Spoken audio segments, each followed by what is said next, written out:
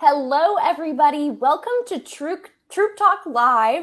This is our monthly show where we are talking to you, Scouts BSA, leaders, families, parents, everybody in Scouts BSA. Welcome, all Scouters, really. Angelique, we're lucky to have you on the show again today. How are you? Thanks. Great. Thanks for having me. I'm excited to be here. Me too, because I think today is one of many of our viewers' most passionate topics. I don't want to beat around the bush because it's a fun one. I love talking about this. Uniforms. We're talking uniforms today, right? Yeah, absolutely. I'm a big fan of the uniform, and we're going to talk everything you wanted to know about the uniform today. Yes, very cool. Hello, Richard in Erie, Pennsylvania. Thanks for tuning in. Okay, Angelique, I've heard this phrase so many times, and I honestly don't know exactly what it means. Okay. Uniforms are a method of scouting. I would be happy to talk about that. So there are 8 methods of scouting, and the methods are the way by which the aims of scouting are achieved. And none of them are more important than the other. They are all equally important. So I'm going to list them out, but keep in mind, they're all equal. Ideals, patrols, outdoor program, advancement, association with adults, personal growth, leadership development, and uniforms. So those are all like tools we use to accomplish our goals, our aims in scouting. So they are one of 8 things. Okay, so like you said at the top of that list, they're not in a specific order. It doesn't mean this is the order of importance. They're all equally important, and they're the ways that we get across what's at the heart of scouting, really, right? Yeah, they are how we do what we do in scouting, which is character development, leadership development, citizenship training, and personal fitness. Okay. Those 4 things we accomplish through those 8 things that we just listed off, with uniforms being one of them. Beautiful. And if you weren't taking notes, which honestly, audience, I know you were, but if you weren't taking notes, we've got a link at the bottom of the screen where you can see all 8 methods. Honestly, we don't phrase it that way very often. Things come up and we say this is a method of scouting, but I don't know that all of our audience realizes there are 8. This is what they are, you know? Yeah, and if you read through them, it helps give you some insight as to why we do things the way that we do. So it's really helpful to be familiar with them, because sometimes we think, why do we do this? Why do we even have uniforms? And that explains it really well. Yeah, well, that begs a question. Quick shout out to Pack 84 in New Philadelphia, Ohio, Troop 4018 in Frisco. Hey, Rob. Pack 208 in Lexington, Troop 38 and Pack 38 in Elgin. And hello to Norfolk, Virginia. Gosh, we've got a lot of viewers today. Hello, Pack 434, Pack 21, and Troop 201 in Laredo. Hello, fellow Texans. Okay. So why uniforms? Why do we use uniforms? Gosh, I knew you were going to ask that question. So uniforms, we have them for a reason. And there are 4 reasons. And it's great. We have all that mapped out on the website. Numbers. But there are 4 reasons. And one of them is personal equality. So the uniform is supposed to be a democratic idea of equality, meaning we're all on the same page. We're all wearing the same uniform.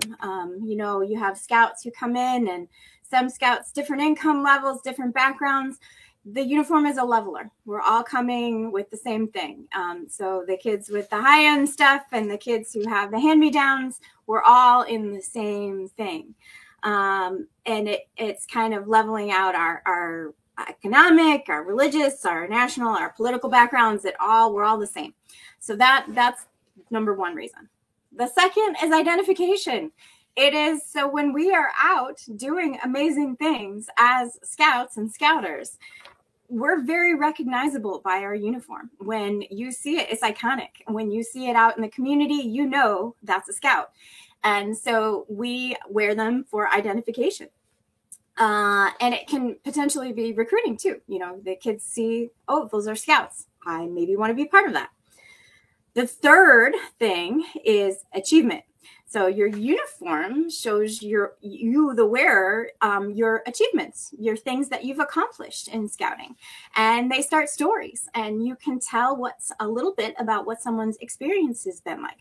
So for example, you can read a uniform and see that, Maybe they've gone to Jamboree. You can see maybe the adults, maybe they're wood badge trained. You can see different things that they've done. The scouts, you can see if they've earned their religious emblem or not. You can see if someone's a volunteer at a unit level or at a council level or a national level. They tell a story about what the scout has accomplished. And finally, the fourth reason we wear a uniform is personal commitment.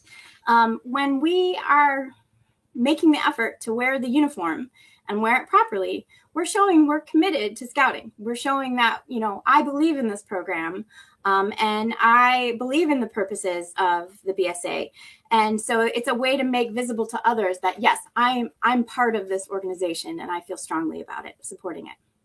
Okay, I love that. I honestly really love the first 2 points too, in terms of, from my PR perspective, I'm thinking I love the idea of like the branding. It's broadcasting, hey, we're in Scouts. Yeah. You can trust us. We know what to do. We are, you know what we represent. We stand for the Scout oath and the law, hopefully. Mm-hmm. So yeah. I love that.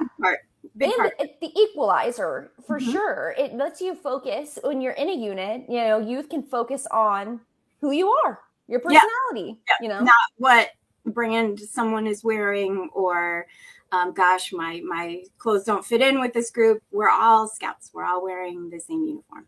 Right. Some more quick shout outs because we have got a lot of people tuned in. And guys, we want to encourage you to sound off, chime in, ask questions, provide answers. Stephen is repping Troop 768. Happy Wednesday, Luke, who's watching on YouTube. Yes, you can watch this on the Scouting Magazine YouTube as well. Mark Brown from the Eagle Bay District, Erie Shores Council. He's going to link this video on his Roundtable Facebook group. Great idea, Mark. Thank you.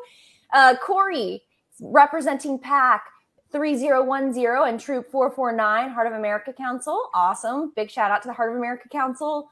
Theodore draws a parallel. Uniforms are somewhat like the military. Representing an organization, definitely. I can see that parallel in some ways. So we do have to be careful because while our origins as an organization were part of the military originally, with Baden-Powell being part of the military, we are not a military organization. And it specifically says that in our charter. We are a patriotic organization. So we have to be very, very careful to not mimic military uniforms. And it is not a military uniform. It is a youth organization uniform, not a military uniform. So it's important we understand the difference between those. Totally. I think that it's helpful to see it in terms of it's a way you can quickly identify someone, just like the way you can identify firefighters, EMTs, based on what they're wearing. Obviously, it's a little bit different. We're talking about a youth organization, but it gives you quick identification. It's a way to display achievements that you have. I know we're going to get more into that in a bit. Yeah. Richard's also bringing up a topic that we're going to get to, but I still want to read this comment. He's a Kiwanis member as well as a Scoutmaster. And he got his club to support a scouting closet that serves their council. One of the things they do is provide uniforms to scouts and leaders. They spoke on Monday night about starting one in another part of Texas. Pretty cool. That's such a great idea, Richard. And that's going to come back into play. So hold that thought. Stay tuned. We're going to talk more about those kinds of ideas in a minute. Definitely. I love the comment, Mark Brown's comment there about it hopefully reminds scouts to act like scouts when they're wearing them. Yes, that has to go with personal commitment. When you're wearing that uniform, hopefully you're taking a moment to go, oh, wait, I'm representing the scouting organization right now. I am a scout. I live by the Scout oath and law in my behaviors. And so, yes, that is one of the reasons that we have the uniform. I know we're going to dive into a little bit of like what things might be on a uniform in a minute. And people are probably looking at your wonderful, wonderful uniform shirt and seeing that right now, but also want to highlight the URL that Behind the Scenes Brian had put up on screen a few minutes ago. That is where you can get a lot of information on what goes where, what's allowed on a uniform, what's not, all that jazz. Yeah, so there is a copy online. You can also purchase it. The copy online is free. There's a purchase one available for print. And that tells you everything you wanted to know about uniforms. A lot of the things that we're going to discuss today are in that document. So if you want to cite it to someone in your troop, you can go to that URL and pull that document up and have the official BSA policy on uniforms. Okay, question. Yes. This comes up a lot. Can we require uniforms? Do we want to require uniforms? Okay, so this is a tender topic. No, you cannot require the uniforms. Uniforms are highly encouraged, but you cannot keep a scout from participating for not having a uniform. You also can't hold a scout back from a board of review or a Scoutmaster conference for not having a uniform. You can't hold them back for rank for not having a uniform. So while a uniform is a method, it is also not a barrier. You may not require it. It can be highly suggested. It can be encouraged. The scouts, leaders, adult volunteers can wear their uniform as a good example. We can say we'd like to see everyone in uniform, but you can't keep a kid from participating if they don't have a uniform. Now, there's a gut reaction that some people have when we say that, like, oh, but they shouldn't be allowed to. Let's think about it carefully. Sometimes the uniforms are out of the scouts' control. Sometimes there's an issue that we may not be aware of. Maybe mom or dad are having trouble providing the uniform. Maybe there are other extenuating circumstances. Perhaps there are sensory issues. We have lots of scouts with special needs, and we just did a webinar on special needs. But some scouts with special needs may have some really severe sensory issues about uniforms. So what we can do is encourage uniforms and encourage wearing them properly and set a good example and lead by our example. I think you probably just blew a lot of people's minds. And it goes back to the methods. So those are methods for scouting. That doesn't mean that that every single one must be used at all times, right? 7 other methods that we can deliver the program with. So there are 7 other ways that we can teach the same things without having to shame a scout for a situation that may be out of their control. And we love a uniform, obviously. I do. I love the uniform. I'm a big fan of it, right. But it's important to keep that in mind. And I think that it's kind of a really important aspect for the program long-term for a lot of reasons, that it's not a requirement, heavily encouraged, and all the other kids wearing one can go a long way, preserving the culture of your unit for sure. Yeah, absolutely. And sometimes the scouts might surprise you. If you have a good culture of your adults are wearing the uniform, they're wearing it properly. You have many scouts who are wearing it properly.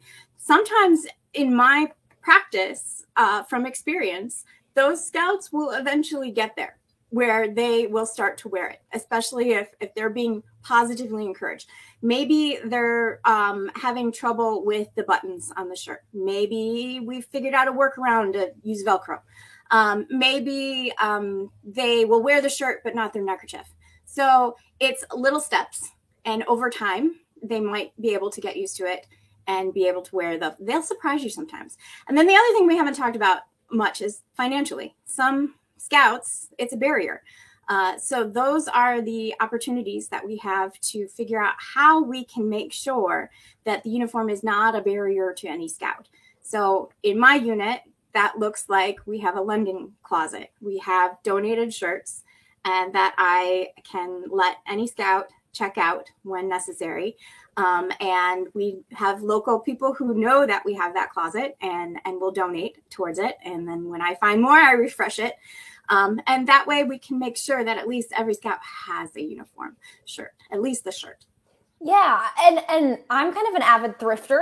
So when I go into thrift stores and Goodwill, Salvation Army, all that, I always see uniform shirts there. Cub Scouts, BSA. And it seems like if you were a leader and you had the ability, those would be worth like snatching up just to have a little backlog to potentially, have that kind of closet where you can lend those out. Yeah, I've also found that's one of those items where if you do a fundraiser for your unit and you are making sure that people know that part of your fundraiser is going to go to help stock your uniform closet, people are very generous and very kind. Well, also, your scouts are outgrowing their uniforms. I think a lot of parents would be so happy to hand down uniforms. They're looking to clear their closet. They'll feel better knowing somebody else is using it. Yeah, the funny part, my husband's uniform from when he was a young scout, and it's tiny, like small. We found it in the closet, and we put it in the donation in our bin, and for other scouts to use. So I find it really entertaining to see one of our littlest crossovers wearing his shirt around. Very sweet. Yeah. Yes. If you guys at home have ideas or, things that your unit puts in place to make sure everyone in the troop has access to a uniform, let us know in the comments. Keep those comments coming. Yeah. I want to jump ahead to something you've already touched on and Jennifer's touching on. She says her son has autism and won't wear a button-up shirt due to sensory issues. So thanks for mentioning that. Now, there are options. There is flexibility with uniforms in terms of meeting, the accommodations that different scouts need. Sure. And I always love these stories because I think parents sometimes don't realize there's some flexibility with this. Yeah. So the official uniform is the shirt and the pants and the things, but there are parts of the uniform that the scouts themselves get to decide on. And what we think looks sharp and looks awesome as an adult, it's actually not entirely up to us to decide what our troop looks like, because remember, Scouts BSA is youth-led. So there are a few items that the scouts themselves have control over about how they are wearing their uniform and what they're wearing with their uniform. So we're just going to go ahead and go there right now with the tucked versus untucked. Ooh. Yeah. So the guide was changed recently to allow scouts, troops, a full troop, if they decide they could be an untucked troop, meaning that they don't tuck their shirt in. And this was done for a variety of reasons. But it's up to the youth to decide whether the troop as a whole is a tucked or untucked uniform troop. Yeah, so we're just going to put that out there right now. And I'm sure the comments are going to get real. I'm sure. But and listen, this is not for anybody to take personally. And I really try not to say this is, I try not to lean on the excuse too heavily anymore, but I really think this is a generational thing. I think, it used to be just standard. It's respectful to tuck in your shirt. Mm-hmm. And now for a long time, it's just not in like the brains of a lot of us to tuck in our shirts. And it has nothing to do with the respect level. So it's just interesting to see it change. Yeah. And it's important that it's the youth that are making that decision. Right. The other things that they can decide on their neckerchief. Are they a neckerchief troop? Are they a bolo troop? What color do they want? That is not really up to the adults. They can decide if they want to do hats or caps of any sort. They can decide what logo they want to use. They can decide about belts. Those things are all customizable for your culture of your troop. So the uniform is the standard, just the shirt and the pants, perhaps. But the things on it, those are up for the youth to decide. And it's really important that you give your youth the ownership of those things, because that makes it feel like it's theirs when they get to decide. They're much more likely to comply with uniforming if they have some skin in the game about deciding what it is that they want to wear with their uniform or how they want to wear their uniform. Oh my gosh, that's just a great lesson in like leadership development. If you can get your team to buy into whatever you want to do, then of course they're going to be more willing to do it. I think you were about to jump in and maybe answer Jen's question. I am. So I see a question there that says, where is the new tuck or untuck rule in print? It's in, Brian, if you throw that uniforming link again there you go. It's right on the front page. So it's right there. It's on the most current version on the front page. So there you go. Definitely bookmark that for various reasons. But honestly, that's a good point because, Jen, I look at social media comments and a lot of times adults, usually it's adults, get up in arms whether the shirts are tucked or untucked without knowing the story behind the unit. And maybe that's how the youth have elected to go. Mm-hmm. Mark has a question I want to address too. I think you, our expert, will be able to shed some light on this. He's heard that Scouts BSA units may elect to wear just neckerchiefs as their daily or activity uniform. That's what a lot of scouting associations do in other countries. Yeah, activity uniforms, that's a troop level decision. That's what do you want to be that's your t-shirt. I mean, your field uniform is people call it Class A, but it's a field uniform. And then your activity shirt, your Class B, is your activity shirt. So some units may decide that they just want to wear their scout neckerchief, like is done in many scouting organizations. That shows that they're part of scouting. The only concern with that is that just make sure that the shirt that they have on under it is appropriate for scouting activity. Fabulous. And just my own personal opinion, just to say, I really think it's great to listen to your youth and like follow what obviously they want, because they also have a pulse on what other youth that they interact with want, who you may want to be joining your unit. So I think it's a gift that you have their insight. Absolutely. Quick shout out to Crew 2319. Yeah, we've got a crew in the house. Hello, St. Louis, Missouri. Glad to have you guys watching. Okay. What types of things on the uniform can be personalized, like in terms of patches? So we did talk a little bit about, neckerchief, slide, and the belt is one of them. The hat, the youth can decide on the hat.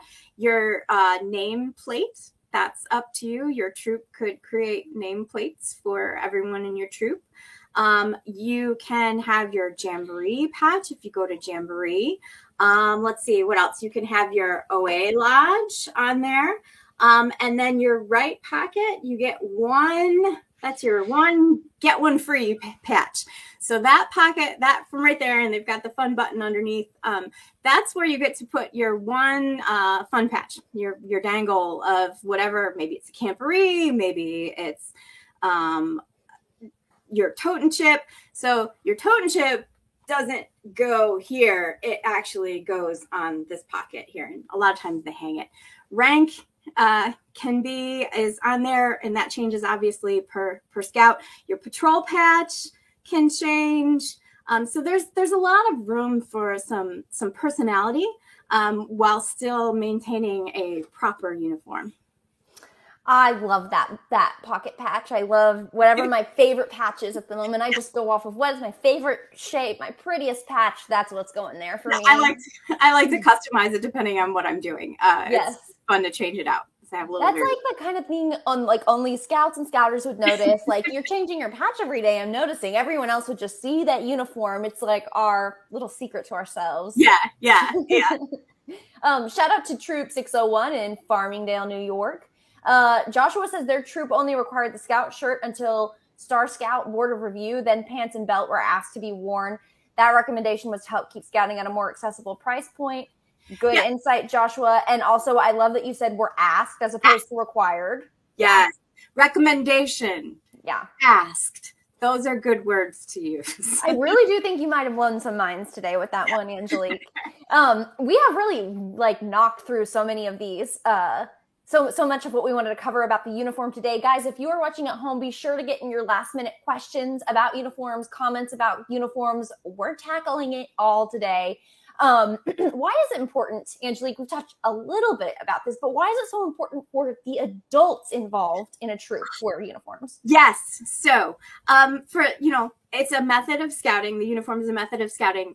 It applies to the adults as well, because we are setting the example for the youth. We can't expect the youth to wear their uniforms and wear them correctly if we, the adults, are not wearing our uniforms properly as well. So it's got to be a set the example, not a do as I say, not as I do, right? That's just like level one of being a good leader, is setting the example for the youth. So it's important for us to wear our uniforms properly and whenever possible, which means, we're abiding by the things that are in that guide, and we're not doing things that are inappropriate with our uniforms because we want to, because that's not what we want to teach the kids. That's not what scouting's all about. So a few things that we should be aware of as adults are parody patches. Now, I enjoy a good parody patch. I think they're hilarious when it says, go ask your SPL instead of trained or whatever. But that's not really appropriate to wear on your day-to-day uniform. That's not setting a good example for the kids.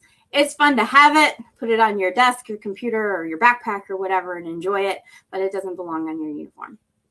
The other thing is wearing it appropriately. If you expect the kids to set a good example that they're wearing their shirt, buttoned up, then you should be wearing your shirt buttoned up. If you are expecting them to be wearing their scout pants with their shirt, then you should be wearing your scout pants whenever possible, or at least something that's similar color green. The other thing would be wearing your awards and knots appropriately. If you are expecting your scouts to wear their uniforms appropriately, yours should be appropriate as well. So knots, and we're going to just jump into this. There are some people who have very strong feelings about knots for the adult volunteers. And so we'll just set the few things straight. Yes, there is an upside down on the knots. And there is this little diagram in the guide that tells you which way the knots should go. And I have been guilty of putting knots on backwards and upside down. So that being said, now you know, but it is not a good place for you to be correcting other people's knots. You know, let people worry about their uniform. It's not your job to correct other people's uniforms. So if now you know what it should look like. However, that's for your information and you can share it, but don't be pointing out to people's uniform why they're wrong. That's not kind, and Scouts are kind. The other thing about adults is, did you know how many knots do you think that an adult can wear on their uniform? Just as many as they can pile in, right? No. So the official is 3 rows of 3, and I'm backwards on my camera. So 3 rows of 3 knots. That's all you should have. You might have many more than that, especially if you've been in the program a long time. 3 rows of 3 is what we're suggesting. And it's written as that's the official number. So pick your favorites and put them on your uniform because it's in the guide. And we want to set that a good example because a scout is obedient, right? How can we teach obedience to our scouts if we are not following it ourselves? So it's just, again, one of those things that doesn't seem like a big deal, but it's about who you are as a person, even when you're not teaching your scouts, how you're living your day-to-day, how you're living as an example, being a physical living example of being a good scouter and being obedient and being kind about your uniforms. Wonderful insight. Again, you can check out how to place all your insignia and all that good stuff. We'll put a URL up at the bottom of the screen. It'd be a good one to bookmark, I think. Yes. And, I'm seeing all kinds of great comments, and people are already jumping into my myths portion of scouting uniforms. And I see something about a neckerchief, wearing it. Others wear their neckerchief differently. Like the friendship knot is what I think he's referring to. So your troop could decide, instead of a woggle or anything holding your neckerchief, you could decide on a friendship knot, which is how in many other countries they do there's nothing wrong with that.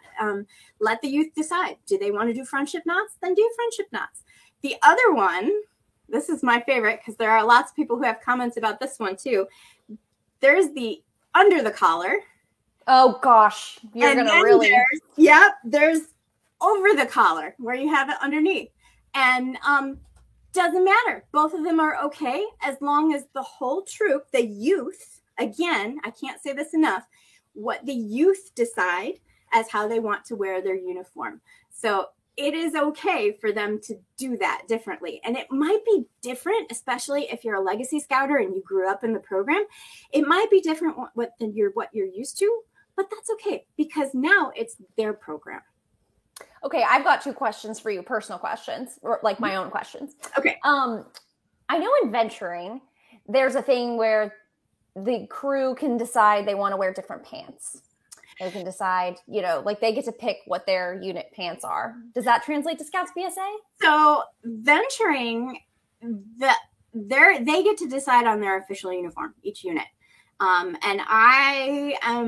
that's not my area of where I can speak with authority, but that's what I understand. And that's different than Scouts BSA, right? Scouts BSA, the official uniform is the tan shirt and the green pants.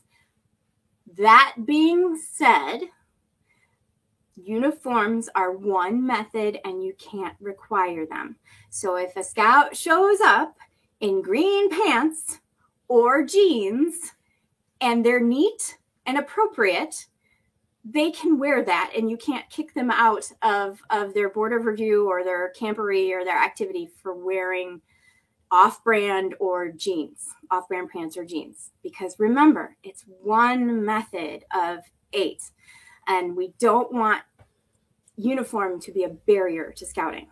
Such a good reminder. And you actually said, it's not our job to be correcting how if people's knots are upside down or not. Right. I want to extend that and say, please, if you're watching this, be an advocate on social media. It's not our job to jump in and correct how scouts are wearing a uniform. You don't know their story. You don't know how it looked maybe 5 seconds before that photo. We just model. Yes. Yeah. Yes. We model. We can ask. We can say, hey, wouldn't it be nice if you had it like buttoned up like everybody else? We can ask. We can say, please button it up. You can't prevent them from participating because they're wearing it differently, and nor should you. It's your responsibility to model, and if you and all of the leadership is modeling, you are more likely. And I'm in 2 units. I've practiced this. We went from a unit that wasn't wearing uniforms to a unit that wears uniforms. It is something that you have to model and believe in and show it yourself, and the scouts will follow. Beautiful. We got a few comments saying, I didn't know you guys had a YouTube. I didn't know you had a Facebook. Yes, you guys could be watching today's show, just so you know, on the Scouting Magazine Facebook, the Scout Life Facebook, the Scouting Magazine YouTube, the Scout Life YouTube, or the Boy Scouts of America Facebook page. So if you don't follow all of those pages, please do. We're there. We're live. We're live right now. Angelique, what have we missed today? Is there anything else you want to cover before we let these good people go?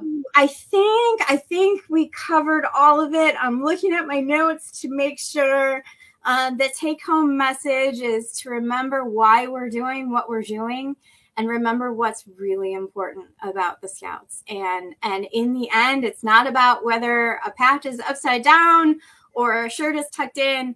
It is, we are creating character development, leadership development, citizenship training, and personal fitness. And there are many ways to do that. So we want to be as inclusive as possible and make sure that all the Scouts' needs are being met while also being kind and setting a good example. Oh, I've got one more question for you. Yes. I've seen a lot of comments saying, like, we have an inspection sheet, we inspect uniforms. What are your thoughts there? So there is a tradition of doing a uniform inspection, and it is in the guide as something that's possible. Keep in mind when you're doing those that some things are out of the Scouts' control.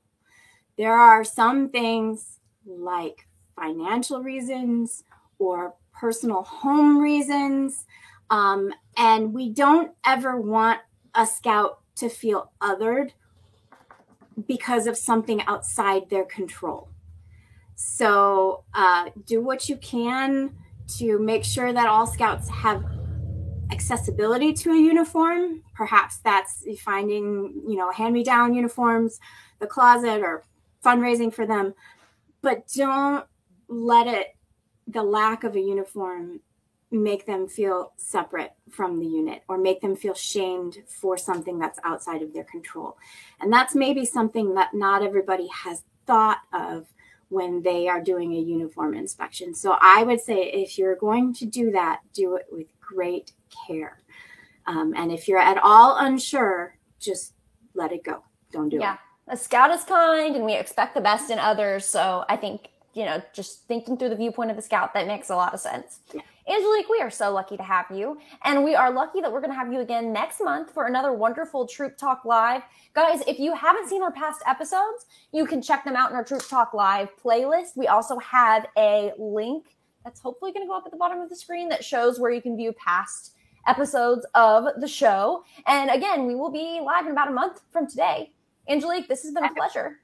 Thank you for having me. It's been fun. We will see everybody next time. All right. Thanks. Bye-bye, guys.